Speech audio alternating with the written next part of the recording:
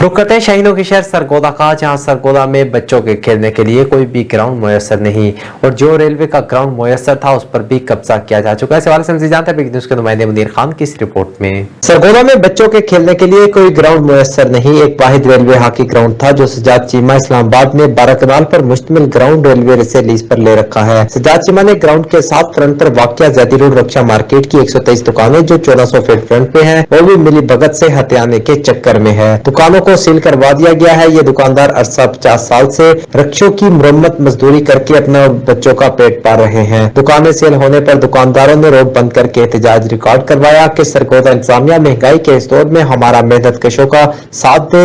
हम तो हमारे चूल्हे बंद हो चुके हैं सर, हम गरीब आदमी हैं, मकान भी हमारे किराए पे हैं सर, हम इधर से रोटी खाते हैं कमाते हैं, हमारे बच्चे भी भूखे हैं घर में। अगर ये दुकानें बंद हो जाएंगी सर हम कहाँ जाएंगे, हम पे रहम किया जाए सर। और सील दुकानों को खुलवाएं ताकि हम अपना और अपने साथ जुड़े 123 खानदानों का पेट पाल सकें। सरकार ने इंतजामिया से अपील की है कि हम 123 घरानों का ख्याल किया जाएगा। हम सरगोदा कारपोरेशन की दुकानों में अरसा 40 से 50 साल से बैठे बाइज्जत कारोबार कर रहे हैं।